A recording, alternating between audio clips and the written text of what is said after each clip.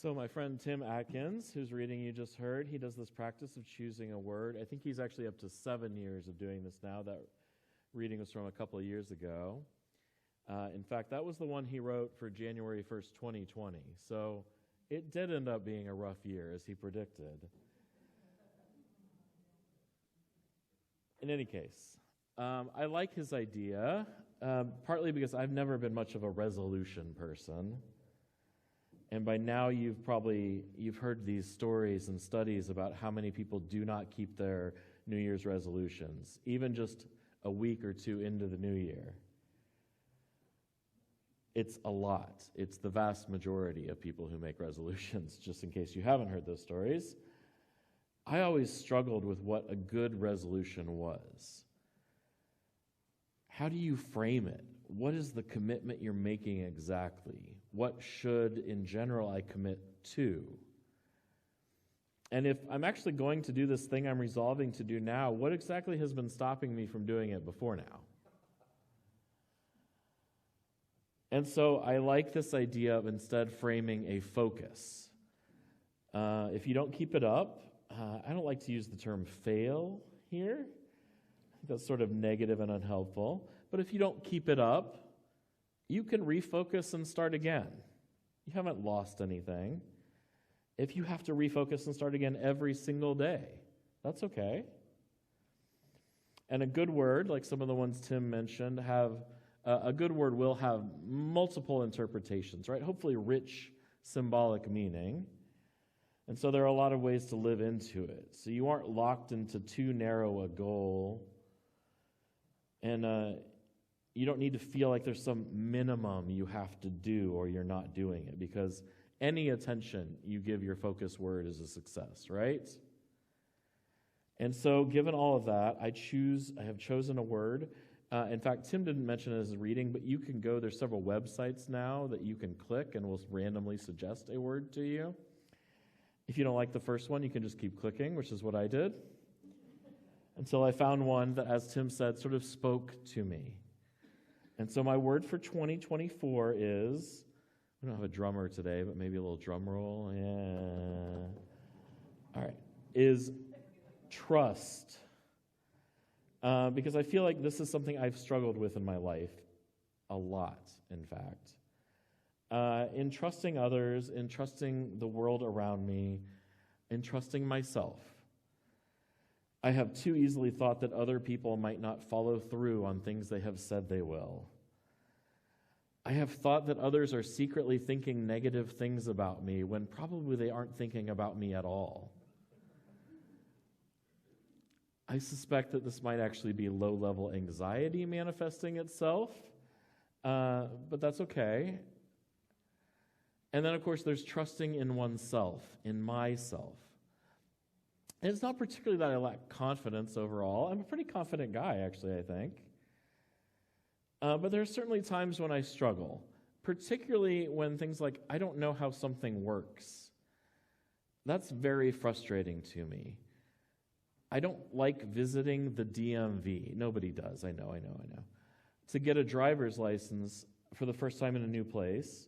And I've lived in 6 states now, so this has happened a few times. And it's not so much the waiting and the time it takes, that's kind of annoying, but it's more that at every step I feel like I don't understand what's supposed to happen next. Which form was I supposed to fill out, and do I fill out all of it or just part, and which parts? Which of the many poorly marked lines am I supposed to be in? Just to give you an idea, I hate that. I want to know everything. When my dad, this is not in my sermon actually, but it just made me think of it. My dad was teaching me to drive many years ago, as probably many of y'all have had the experience of. He had a manual, which don't even exist anymore, of course, right? Basically, everything's automatic, but I learned on a manual. And it drove me crazy. I was probably driving him crazy too, because he kept telling me everything one step at a time. And I really wanted to be like, Dad, can you tell me all of the steps, and then we can go back to the first one? Because I felt like at each moment I was supposed to be preparing for something that he hadn't yet told me about. Anyway, that's me. Again, maybe that's not you.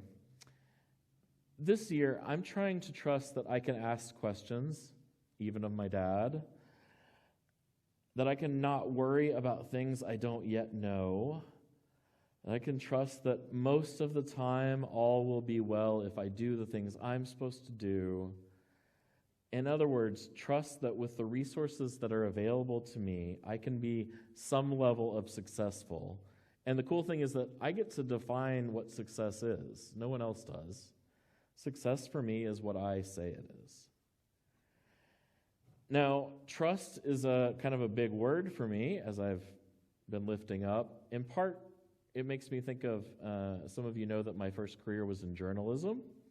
I was a reporter and editor for daily newspapers. And so the idea of trust makes me very cautious. There's the old line that journalists live by, that you trust but verify. And the joke is that if your mother tells you she loves you, you need to get a second source to confirm that. So I'm not talking about some sort of absolute trust with no guardrails whatsoever, not some trust that things that will work out no matter what. I don't think that's a good idea.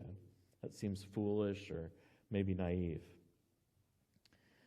But trust, I want to trust in myself, in whatever abilities and resources I have, in my own capabilities, having come to know myself through 42 years of life now. And to trust in those around me, that they are there for me to the best of their abilities too.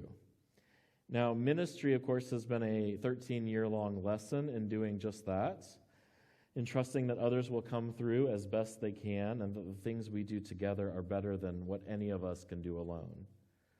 One of my early mentors in ministry drove this home over and over again. She told me that you have to keep what she called passing out the ministry. That once you've learned how to do something and gotten good at it, once you've set it up, it's time to make sure that others are having the chance to do that as well. Because if you hold on to too much yourself, then everything is greatly limited. The congregation can do no more than that one person, you, can do. What we can do together is so much greater. I confess that this was a very hard lesson for me, and it remains one today to some degree.